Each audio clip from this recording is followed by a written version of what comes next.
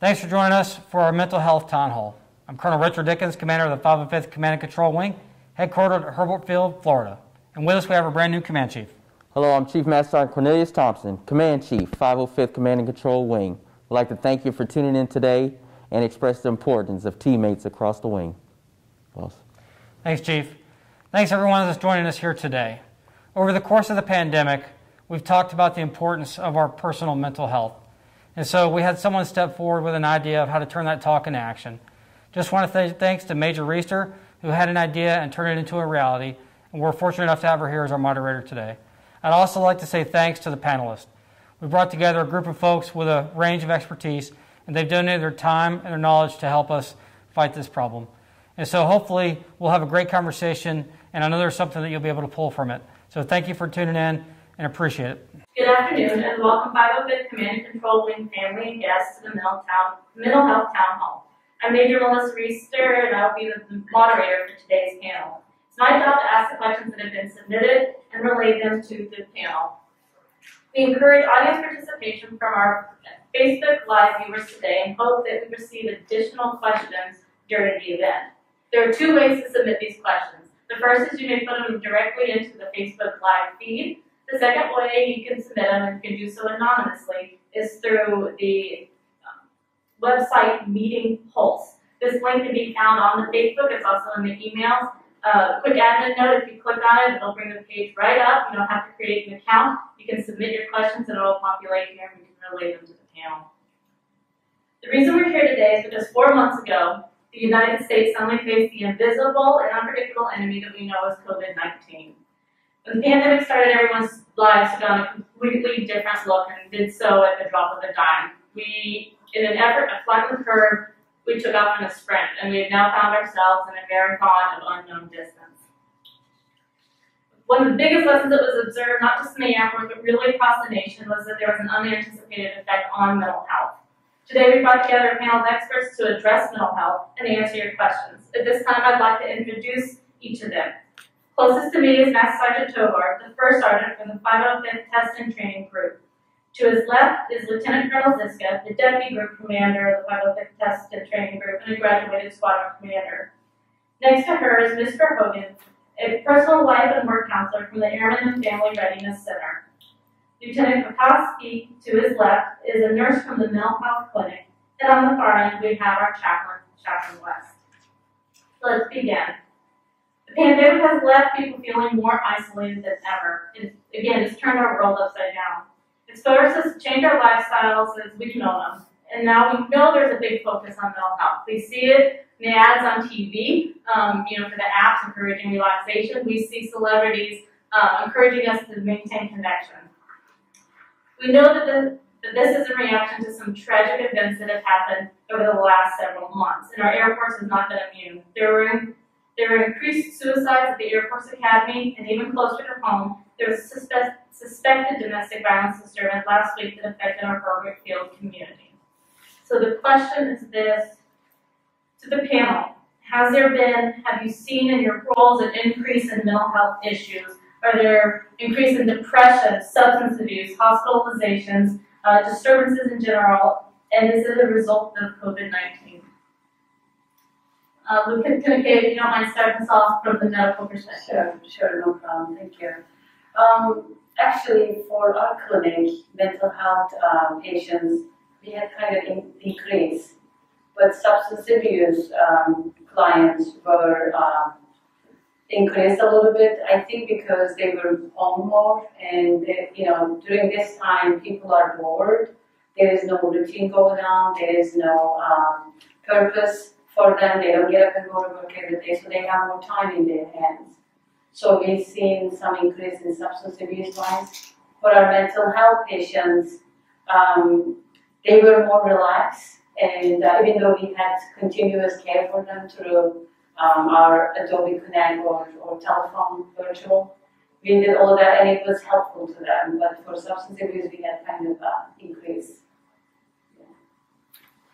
At the Airmen Family Readiness Center, we deal with a lot of life coaching and professional, professional life coaching, and we've seen a lot of uptick in wanting to set goals and what to do with, as the lieutenant said, what to do with the extra time that they have, because a lot of people have a lot more time to address the goals and the things that they wanted to do prior to the pandemic, and now they actually have time to do it, and they're wondering what's the best way to do that. And so we've had a lot of clients come in and want to know, what's the best way to manage my time, what's the best way to set goals, how can I set these, small goals to ultimately achieve this big goal. And that's a lot of the uptick that we've got there. We've also had a lot of virtual, because we do a lot of interactions and a lot of different group activities. We've had a lot of uptick in that as well. I think we've seen it kind of in two areas with the chapel. So within the squadrons, as we're kind of going out there and we're trying to touch base with them, we're seeing that, especially the squadrons that tend to be really high ops tempo, kind of came to almost a screeching halt. And then for those guys that were in that tempo, were doing those things, I think for a lot of them, maybe some family issues that they hadn't necessarily dealt with because they were just too busy to kind of deal with things and were able to sort of skirt through it, started to come more to the surface. And so we did see an uptick in like couples counseling, and all of a sudden, a spouse was saying, well, this has been going on for years, we just haven't had time to deal with it, and now we do. So definitely with the higher ops being drawn down and having to kind of take a break here or reorganize, we definitely saw that. And I think even on the spiritual side, for folks, we saw here at the chapel of Base at Hurlburt, and also I've heard from other churches and local civilian churches that folks who normally got their social interaction or their spiritual side fed by being with other people from their faith tradition, all of a sudden were taken from that, and so they kind of were left a little empty. And so I know, especially at the chapel, we've had folks who have just missed seeing other people and missed being around other people that they normally could hug and eat donuts with and sing and worship with, and now that's put on hold. And so I think from that, a lot of people are having to sort of readjust and figure out, well, how do I stay spiritually healthy? How do I stay emotionally healthy and even just kind of sane through all this?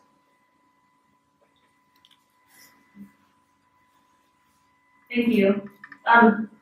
Because of the event last week, the suspected domestic violence incident, there were some questions regarding, directly related to domestic violence. If it's okay, we'll start there. The first is, what programs and assistance is available to guide someone who needs help due to domestic violence? And how do you get them to that help? I think that's for me. Yes. So we have, I'm sure everybody's almost had this, we have a family advocacy program, and that's number one, that they can come or call, and they can go through their command, or they can just call us directly, and we can just give them guidance like that. And then if they don't want to come up, there are always in the community too that they can call, the hotlines and all. So that's the number one. They can just directly call us and we'll guide them through it. Even if they're not sure, if they have any questions about their troop members that they don't know how to approach or they don't know how to deal with this, just give us a call. We'll help you. And on the chaplain side of that, probably a good time to kind of mention that we have 100% confidentiality in our counseling, and so a lot of people sometimes they're just either nervous or scared. If I come forward with this, or if I talk to somebody, then it's going to unleash this whole beast of everybody's going to know, and people are going to get in trouble and things like that. And so a lot of times, just coming and talking to us and having that confidentiality. We're not mandatory reporters, so and folks will always say, well, what if I'm going to hurt somebody or myself? You still have to report it, right? No, we don't. And so that information is yours. And so coming and talking to us, it can help alleviate a little bit of that stress of I don't know what to do, and I don't want to make start something that I can't finish. And part of our job, obviously, we're not therapists, but we're going to be there to help coach you, and we'll walk along with you and all that. So we're going to try to help point you in the right direction, and maybe even alleviate a little bit of the stress and the worry by helping you understand kind of what the process might be if you did choose to go to mental health, or you did choose to go to family advocacy, and help kind of usher you towards that if we can. And if we can't, and if you're still uncomfortable, you at least know you have somebody else in your corner that you can talk to and can help you out. To add and make a clarification, we also can be, we don't have to report it either. We have data in our domestic abuse victim program. We have that. They can also come to us, and it doesn't have to be reported. It can be restricted or unrestricted. I have one thing on that as a commander. People know that the programs are out there, and in a few months we talked about, especially last year when we were talking a lot about suicide. When we sat down as our squadron, and some of the younger enlisted, for example, Staff Sergeant said, "Look, we know these programs are out there. We hear about them all the time from day one, and at some point it just becomes kind of background noise." So it's important on leaders, and especially squadron commanders, and to tell their people that's available, and also to share any kind of experiences that they've had working with that before. A lot of times when we're in a position of leadership, I know some of my master sergeants have said, "Look, like for example, you're a lieutenant colonel, and this is an airman."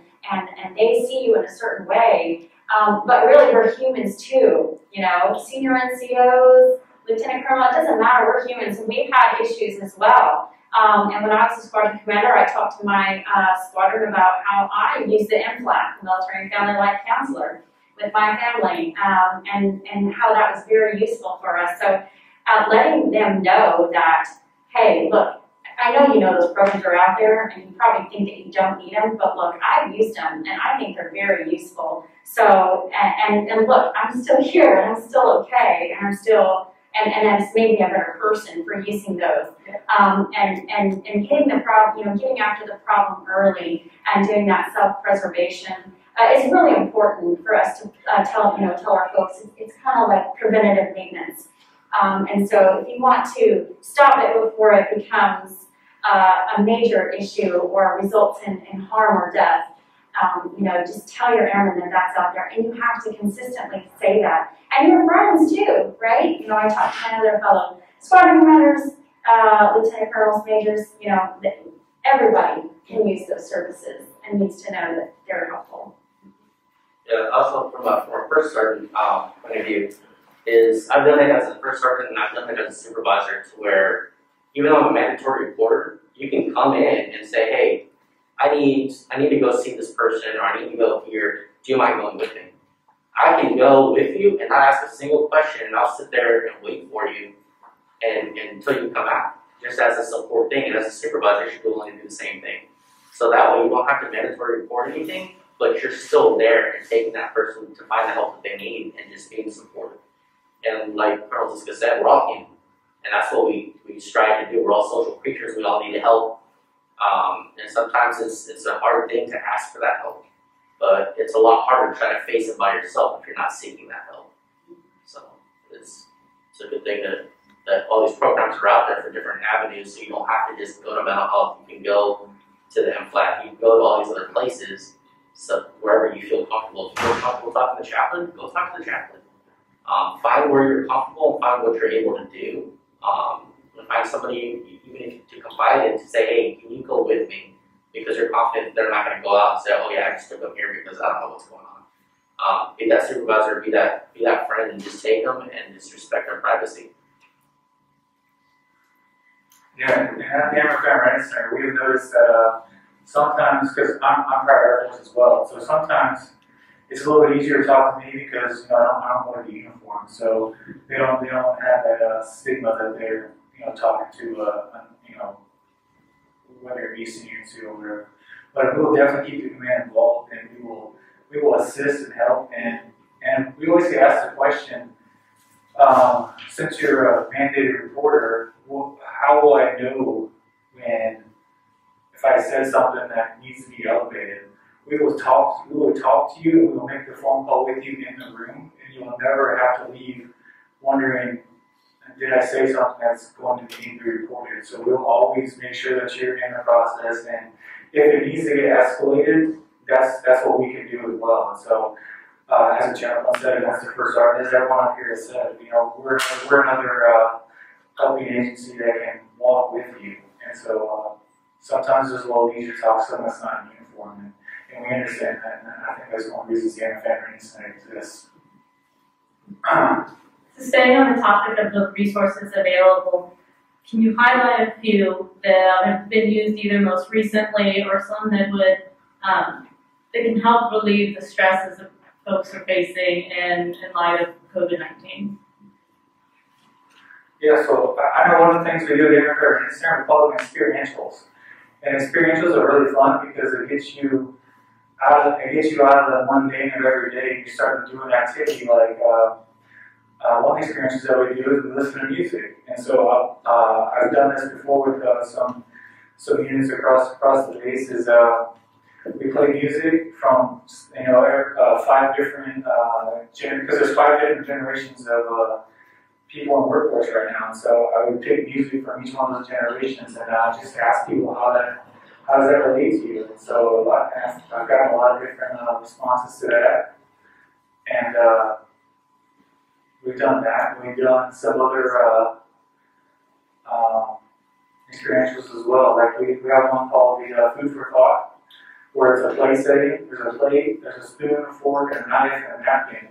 And it just walks you through how to time management, how to organize your life, and stuff like that.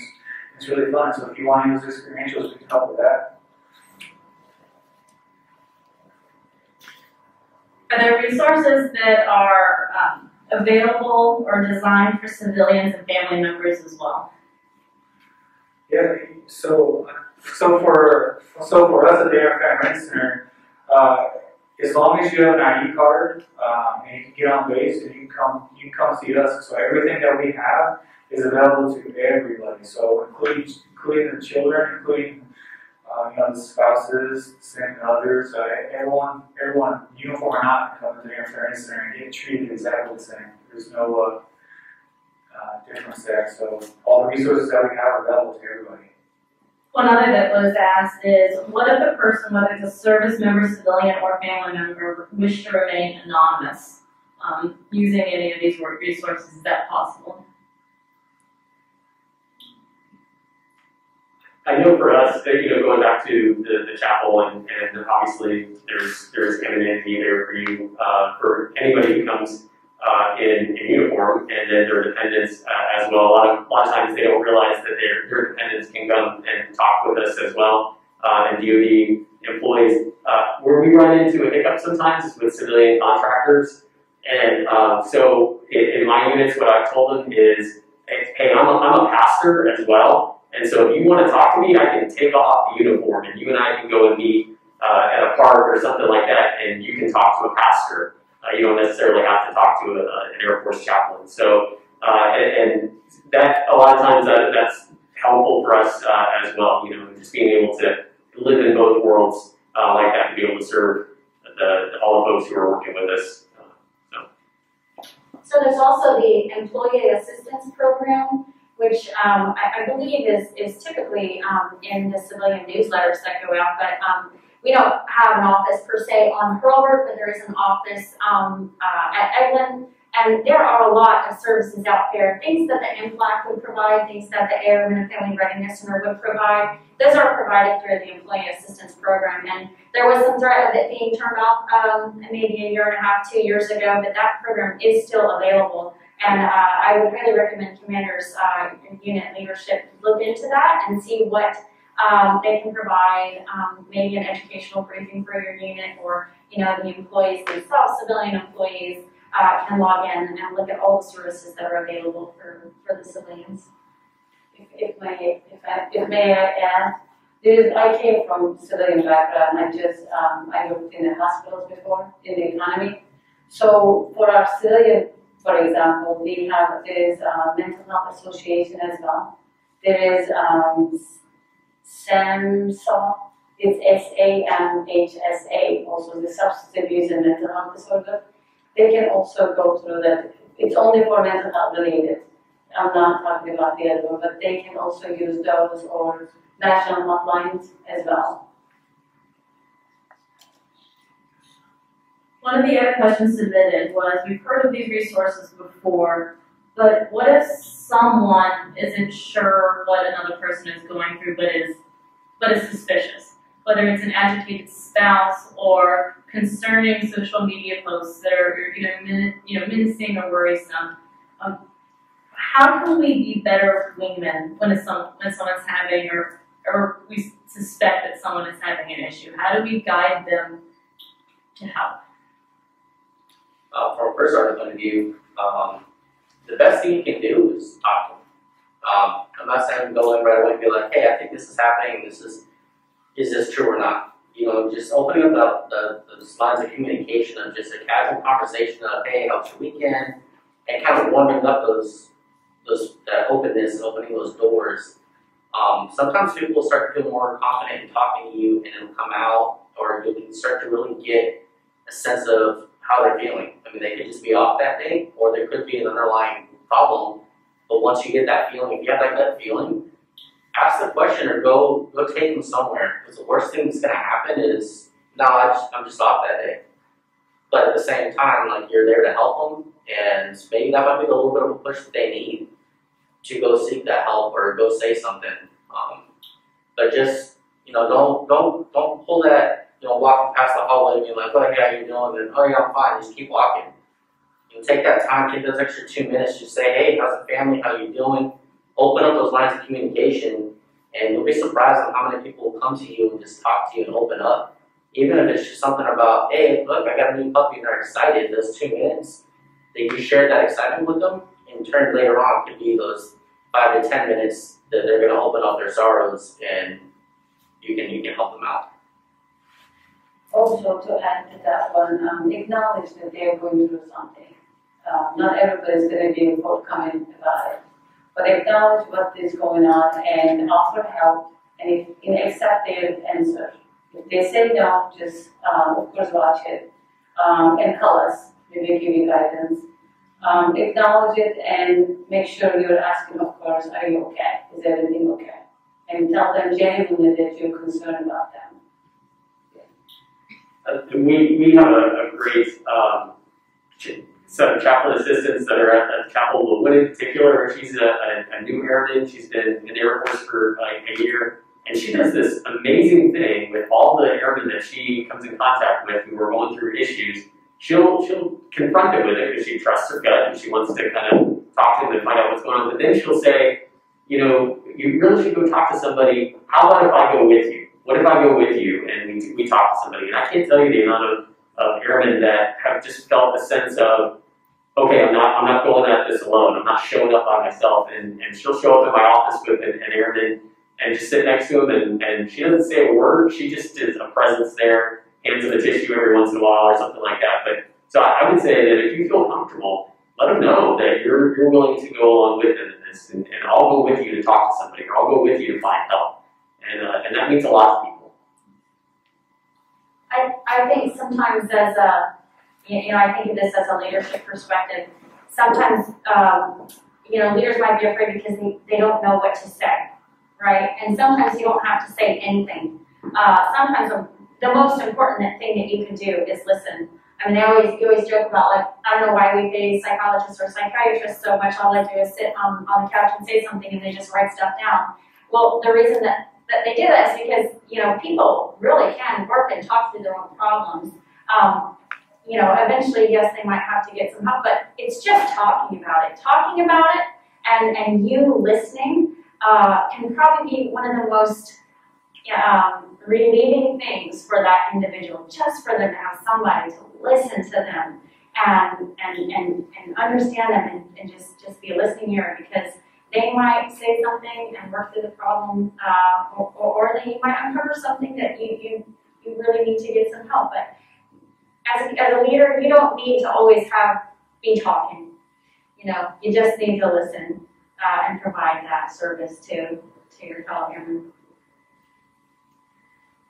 Sometimes there is a reluctance to seek help. There is certainly a stigma related to mental health. People worry about their clearance, the perception, and what the commander is going to find out. If you could walk the audience through exactly, if someone seeks mental health, where does that information go? And the Lieutenant Colonel Ziska, from a commander perspective, what information is actually received? So I never, when I was under command, received any information from my personnel who were seeking mental health. The procedures for providing that information to commanders, you might be able to talk through, but if I were to receive information about someone seeking mental health, I personally believe that going to seek mental health is a preventative measure. I think that if someone can go to mental health and make themselves a better person and work through their problems before it actually becomes harmful to them or someone else, I personally, as a commander, think that is a courageous and a healthy thing. And I think more people actually need to seek mental health counselors, not because there's something wrong with us, but because it helps us understand our own place and our own issues. And like I said, just talking through it, solving our own problems. So as a commander, if I know my people are going to mental health, and as long as they are not in danger, I think it's a good thing. And to add to that, also if they're on medication that might affect them, or if they're in a substance abuse program that will affect them. Other than that, I know 505 don't have any providers, I think, for employee. So talking to, just calling us and getting information will be fine, because some of them will be documented, some of them is not. So that will probably, the medication or the being in a program might affect them. Other than that, no. I think they should be able to come and talk to us. I've actually had members come up to me, wanting an event, and then I offer them and say, hey, do you want me to go with you to seek mental health? I get that look of like, I don't know, but at the same time, like, the Lieutenant K said, a lot of that stuff doesn't come out. It's you going in to figure out what you need to do to get your mind right in your thought process. And as long as you're looking at that, and from my opinion, it takes a lot more courage to identify that you need help than it does to try to face it on your own. Because there's a lot of things out there that will get to people and they don't want to say anything about it, but once it gets out and they verbalize it, like Rose said, a lot of times it's, oh man, maybe I should just do this instead. And that light bulb just clicks, or they get that other outside opinion and that relief of like, okay, maybe I'm not as bad as I thought. So it's definitely a good thing. I've seen them out a couple times. Furthermore, they can also go through military counselors if they don't want to come talk to us. And they can, get help through them too. So I think that's another one thing that they go through normally. And at the Air Family Readiness Center, we do have I use the term counselor loosely because we're not licensed counselors there, but we do educational counseling. So we'll, we don't diagnose, we don't treat anything like that, but we can talk to you and tell you, if you need to seek that stuff. And a lot of times, it might just be stress. A lot of people might just be really stressed out, and just like everyone said, just talking through it can really help you out, because people get lonely sometimes, and people get really stressed out, and they don't want to tell anybody, and that's the worst thing. So just speaking up, just letting someone know that you have a problem is a sign of courage. It's not a sign of weakness. Yeah, we usually tell people, you coming in the door, that was the hardest part of this probably for you. Just being able to show up, make the appointment, show up for the appointment, and be able to sit down. That may be the most difficult part. And then the rest kind of, especially when you feel a sense of relief from it, you go, wow, this actually worked. Being able to sit and talk with somebody.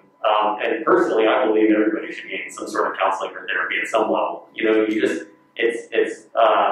It's preventative maintenance. You tend to not wait on your car to change the oil before you load the engine, right? You want to change that oil on a periodic basis. Same is true with your mental health as well. If you're going in and you're taking care of yourself and sharing some things that have been weighing on you or on your mind, or just bettering yourself as a person, I mean, that's huge. And so it's maybe reframing the way that we see mental health as not something that has to be, if I'm crazy, if I'm seeking any sort of help. That's not true.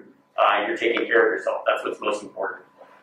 True, and when they break a bone or God forbid, or when they have a cold, they go to the doctor, medical doctor, and they get medicine and they feel better.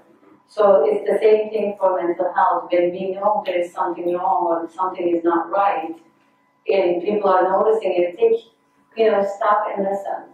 And take a minute and take a knee and say, hey, maybe there is something going on.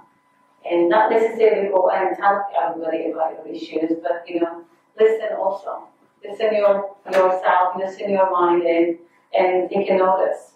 So take care of it. We're here, let us help you. So dealing with an issue that is uniquely related to COVID-19, social and physical distancing. Staying on topic though, what in-person services are still being offered? I know at the chapel we still see folks.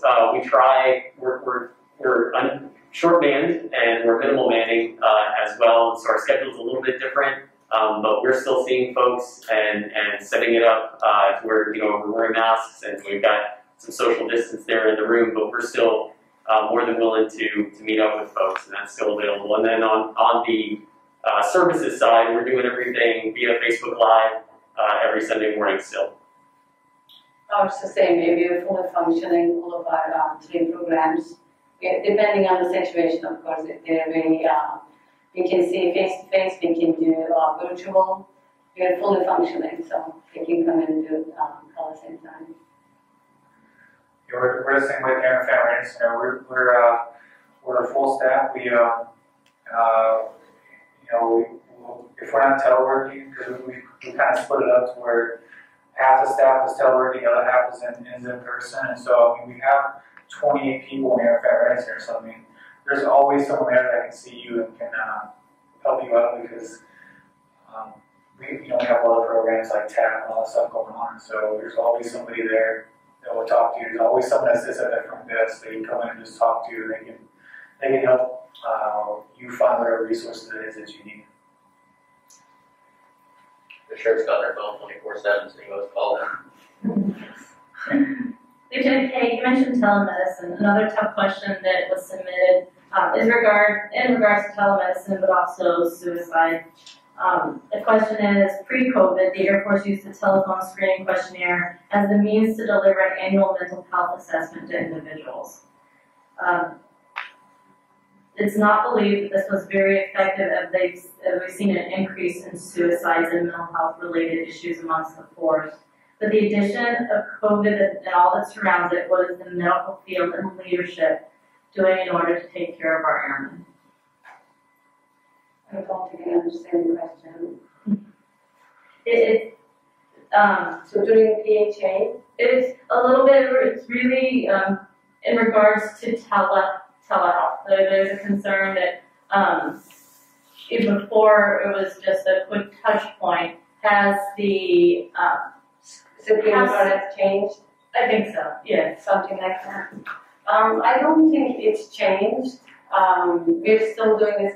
I think that's true of the medical though. When they go to medical appointments and they do the PHA, and then they screen, and then some of the patients, if they score normal than higher, they will be coming to us. And then that's when we make the, I get referrals and I get calls and I make appointments accordingly. But somewhat perhaps it changed a little bit. We are maybe more aware when we call the patients or when they call us. For example, we have a process. If the patient calls us on their own, we see them within 7 days.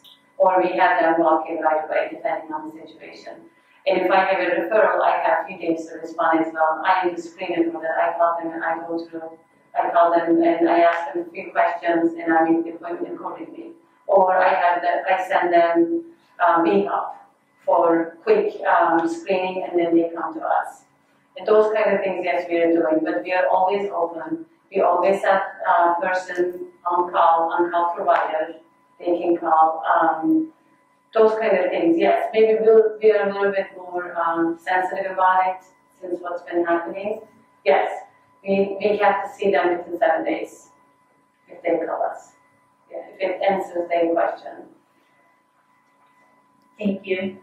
Continuing on the topic for social distancing, many of the issues that we're facing are very much related to the feelings of isolation.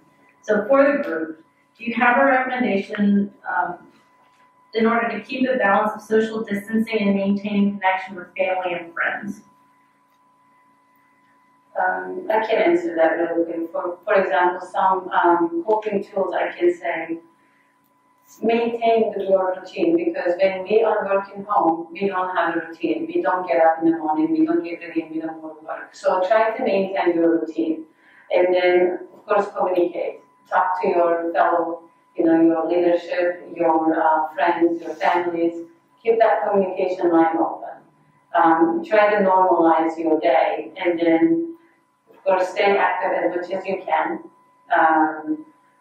For also during this time, we are so worried about the media, what's going on in media, and we are just like really nervous and anxious about it because we believe everything they say.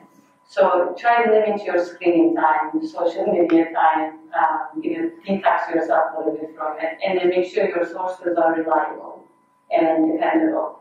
Also, for you and your family, of course, create some emergency planning. If anything happens, what are you going to do? Just make sure you have that. And I think most of us have it. Just make sure it's in, you know what's going on, what you're going to do. And eat healthy, like I said, stay active and do normal things that you were doing before COVID. And just keep that line of communication open. That's very important because we are human beings. We like to be in touch with each other. So when we don't have, we just kind of like lose that, because as a nurse, I have to say we, release a lot of endorphins and stuff. So we need that connection, but when we don't have it, it's a problem. So we get anxious. Those are the things that I would recommend. Just to go off of that, I think that the thing that helps me and my family is we have young kids, so doing something just with my daughter, doing something just with my son gives them that little bit of individuality and gives them that break a little from each other. And be like, okay, cool, Dad's paying attention to you, we're doing something together, we're doing, what we gotta do with that. And then I pretty much stopped texting because there's no personal interaction there. You can read something one way, even though it's meant some other way. Instead, I like to FaceTime or do a Zoom call or a house party, whatever face-to-face you get, because even though you're not there in person, you can still see the facial reactions, you can still joke around, you can still show people what's going on behind you. But it's a lot more personal than just reading a text message or sitting on Facebook. Make a phone call, hear the voice, see the person, and it helps a lot. And I know there's been a few times where you're just reading a text message and you're like, are they mad at me? Are they not mad at me? Just call. Pick up the phone, call, make the Zoom call, make the appointment. My kid's grandmother, they read books every Sunday, 10:30, they do Zoom call, book reading.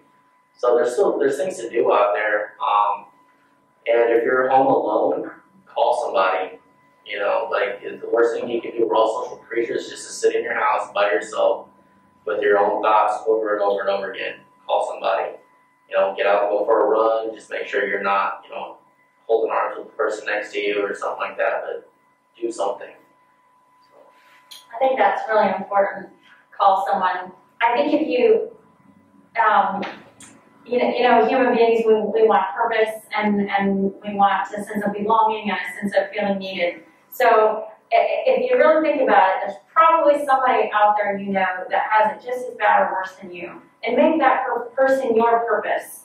I have a friend who's a civilian who's in Dallas, who's working from home, she's single, she has diabetes, right? So she is a high-risk individual and she's scared and she's alone. And so she is my purpose, and I call her and check on her, and the kids grab the phone and FaceTime and run around the house, and it's just chaos, right? But it's a form of human communication, as good as someone like her is going to get. But find someone, make them your purpose, and guess what? You could be their purpose too. So just, and if you have a purpose, and if you think beyond yourself, it's just going to make you feel better about yourself as well. So it's kind of medicine for both of you. I'd like to validate that too. I think spiritually speaking, especially, we find a lot of purpose and meaning in the communities that we belong to.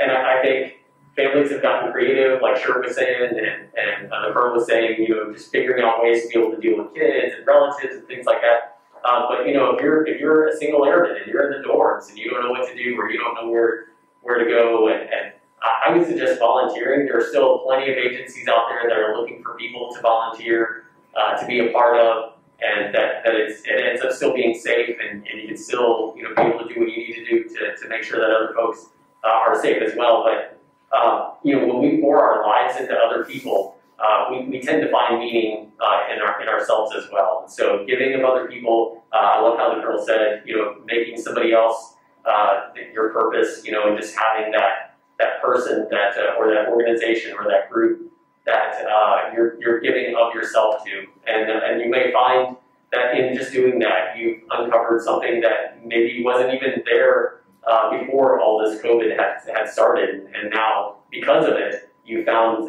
something new and a treasure that you can have for your entire life.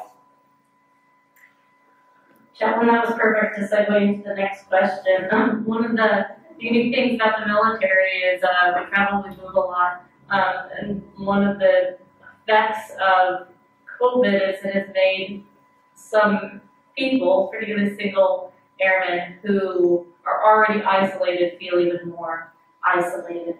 And one of the challenges facing these members is leave and the restrictions on leave.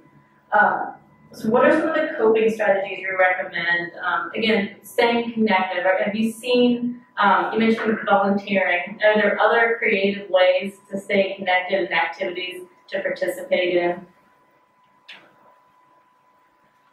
One thing I can think of, and it's come up because we do it for the Buffalo Enlisted Village, is we have Walmart pickup now, right?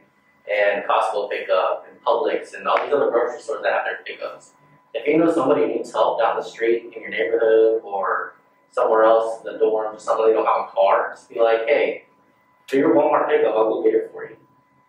Then you can go out and pick up the groceries, leave them on the doorstep for them, they can take care of it for themselves. Just little things like that. There's stuff all over, even on Facebook, that have virtual events, and we did a paint with a twist thing where we went to the actual store, they gave us all the paint supplies, and they got up on Zoom, and we just painted with them and did what we had to do. There's a lot of ways, a lot of different companies out there that are doing things virtually from home while you're still doing a hands-on activity that's out there. Yeah, I know one of the things that actually one of the ladies in the Airman Fan Training Center does is if you know what stand-up paddleboarding is, they actually do the stand-up paddleboarding together. They go out in groups. They got the social distancing because you're in the ocean, so you have all that space, and they do like meditation, and they do other different things. So where they're all in a group, they can still communicate. They still check on each other. They always send each other texts, and it's really good. And it's part of that self-care thing to make sure that you're taking care of yourself, because that's one of the things that a lot of people forget about is they're concentrating on somebody else, all the other people around them. They forget to take care of themselves, and so that's one of the things I would just recommend is make sure you continue to take care of yourself, especially during this time. Also, during this time, everything is changing. Our norm before is not norm anymore, so a lot of things are distancing. So there's a lot of programs for gyms that they offer over the virtual as well. They still hold classes. They can do, if they're interested in, they have yogas, they have cardio, they have all of that. They can do just like normal virtual meetings. And they can also do home projects if they have, a lot of people are home and they can They put up some projects that they were supposed to do before, and now they have time and they can do a lot of home projects. I know my group sent a lot of people. One of our flights, I think it was one of our flight commanders, built a nice table for his wife. That was so nice, and that was when they were home and they had time. So you can find a lot of things to do, and if you want to volunteer, there is a lot of volunteering opportunities, just like everyone in the chaplain is saying. I volunteered for the meals for delivering meals for elderly that they can't leave the house because of the COVID. I do a lot of that. You can do a lot of things. It's just you have to want to do it. You have to do that step, just like coming to mental health or going to talk to the pastor. You have to make that step. So it's a choice sometimes too that we have to make. Everybody's going through it. They're not alone. So. I think picking up a new hobby as well, like you mentioned, that can open up a lot of other community to you that you didn't necessarily were plugged in. I was talking to an airman a few weeks ago who typically was a gamer, and that was kind of his thing, and he would sort of immerse himself in that, but he found himself just being way over, having too much time and spending too much time gaming. And so he decided to get into model trains, which was, I'm like, how old are you? 16? I don't understand. But he loved it, and it just opened up this huge door for him and a community of folks that he probably never would have touched base with, but now he's got them too. And so just having that newness, even though it's still virtual for him, it's a whole new group of people that he can connect with. And sometimes that can help fill that void as well. Even though you're still having to do virtual, it's just not the same group that you were before, and new experiences. One of the things that many of you have mentioned is the new normal or the new abnormal, which leads us to probably our last set of questions. Right now, there's a lot of changes. There's the stressors of the decision about school. We got a couple extra, in the superintendent's leather shadow, we got a couple extra weeks of summer. And we're also talking about returning to the workplace.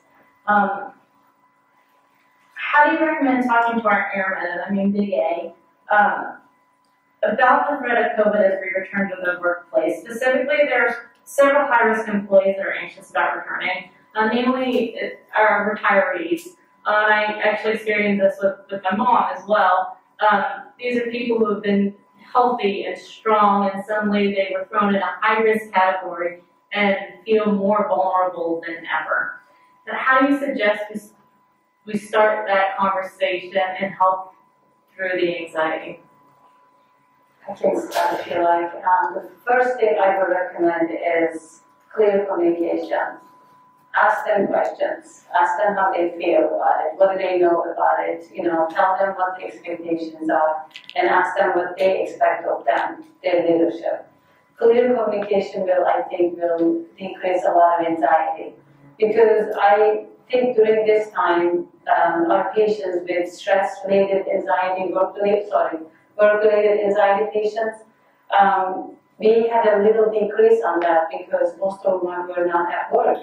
So they had no stress, so they were more relaxed. Now they're going back, and that anxiety is going to come back probably. So talk to them, find out whether they know about the disease or the process. Clear communication will, I think, personally, will decrease a lot of anxiety. Making it clear to them, these are the expectations now, because like we said, our norm is not norm anymore. I just think it's important to understand, what's your mission? What are you trying to what is your output? What are you trying to achieve as a work center, a flight, a squadron, a group, and even our wing? What requires you to be in the office? Because some people are much more effective at home doing telework, and even before COVID, there were some folks who would routinely telework because they had certain things that they could only do with because they're at home and it gave them the ability to focus. I know for some folks, they cannot telework because we've got children running around and we cannot do any work at home. And it's a madhouse. So understanding where the individual is most effective, and that does require that communication.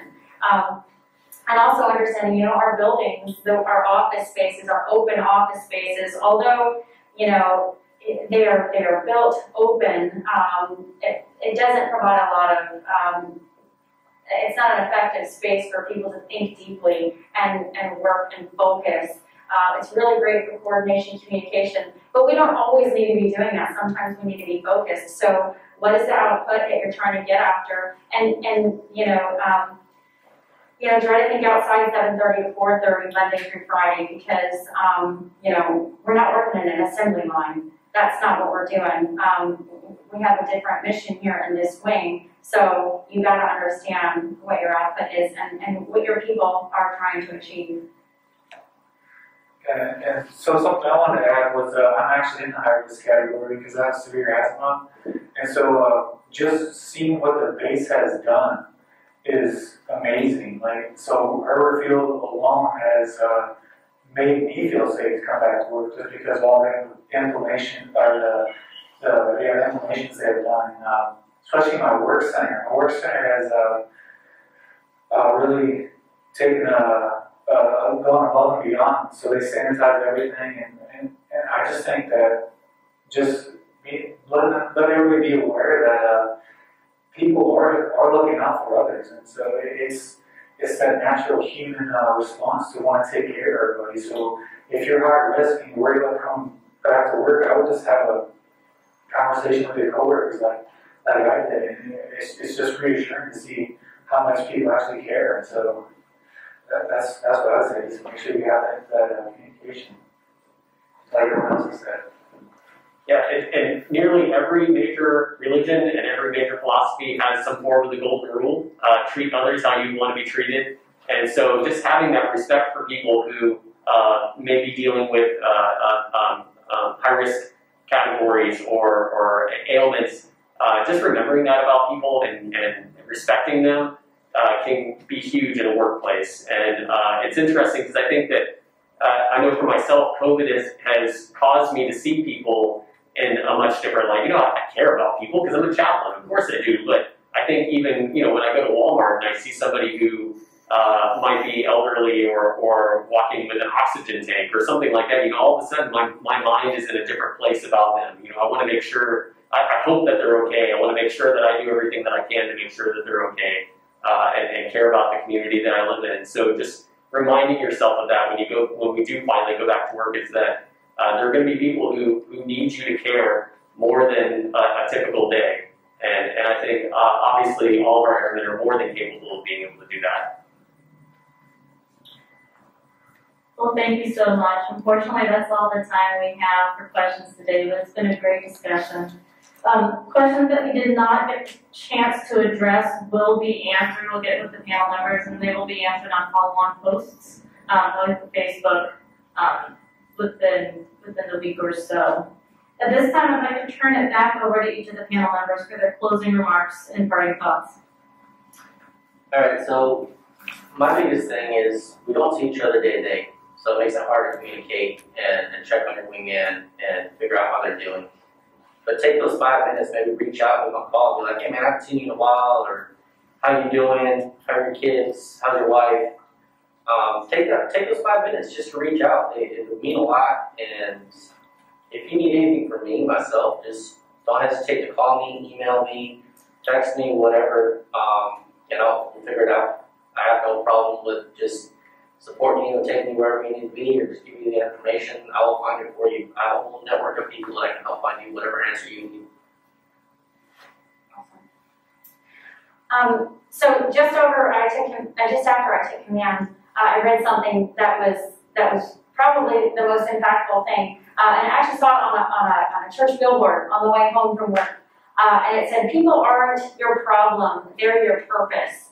And that really drove me as a commander, because every day you get up and that's what you should make your focus as a human being, right? Like you said, stay out of the social media, right? With the news, we want to get so informed as we can about what's going on in the world. But don't lose sight of what's right next to you, what's right in front of you, the people that are closest to you. Pick up the phone, ask the questions, just listen, and make the people around you, your family, your friends, your coworkers, your Air Force family, make them your purpose. And I promise you, it'll make you feel better. Yeah, so what I agree with is the National Association of Marriage and Relationships, they call it NARMI. So prior to COVID, it said that 62% of Americans felt lonely. So you can imagine how that number has probably come up. And so I'm not sure if anyone's familiar with the 7 Habits of Highly Effective People, but Stephen Covey says that the deepest need of the human soul is to be understood. So we just take time to actually listen to people and make sure that we acknowledge that we see them and hear the things that are going on in their life. I think it makes a really big difference for everyone around us. It's just to remember that everyone, we're all human. We all have emotions, no matter maybe they're rude or whatever. They're rude because they're violent that day. So just remember that everyone's human. Just show everyone courtesy and respect. And I don't think most military folks don't have problems with that. So that's what I have to do with it. And for me, I'm not going to repeat all that. Plus, find out which resource works for you. And whatever goes, stick with it because you deserve that. You have to be good to yourself. You have to make sure that you take care of yourself so you can take care of your loved ones. Otherwise, like I said earlier, when you get sick, you go to the doctor, you get medicine, and you feel better. When you're sick when your mind is sick or when your mind is tired, you're so stressed, you're not sure where to turn, please take care of yourself. Call us. Give us that opportunity to help you. Maybe somebody will come to you and ask you, hey, you went through this, what do I need to do? I'm not putting pressure on you, of course, but you deserve that. You have to be good to yourself. Give us that opportunity. Give us a call or talk to your loved one or whoever you trust. Talk to your chaplain. And don't give up. Don't ever, ever, ever give up. There is hope. So let us help you. I have to just piggyback on what everybody else said, and especially LT there, just that you talking to somebody and getting that help is, that self-care is such a good thing. And I spoke to an airman the other day who was referred to me by a friend, and he told his friend, I just never thought about talking to a chaplain. I didn't even know how to get a hold of one. So with that, just about every base, you should be able to call the command post and say, I need to talk to a chaplain, and they'll pass you over to one of us. Whoever's on happens to be the chaplain on call, or if there's a particular chaplain that you're even interested in and want to talk to. I know here at Hurlburt, you can say, I want to talk to Chaplain West, and they've got our cell phone numbers, and they'll patch us through. And regardless of your faith tradition, we don't care whether you are religious or not. That's our goal isn't to convert you. Our goal is to meet you where you're at. And so we want to do our best to be able to help you and help the people that you care and love about as well. And so I think just taking time to be able to talk to somebody and relieving that stress is super, super important. Thank you. I'd like to also thank the 505th CCW family and guests who tuned in today. And to those who sent questions, we appreciate and are grateful for the conversation. Finally, Colonel Dickens, Chief Thompson, men and women of the panel, and everybody behind the scenes that made today a successful event, thank you for giving us this forum to ask the questions and for opening the door to this conversation. And with that, this concludes our town hall. Thank you.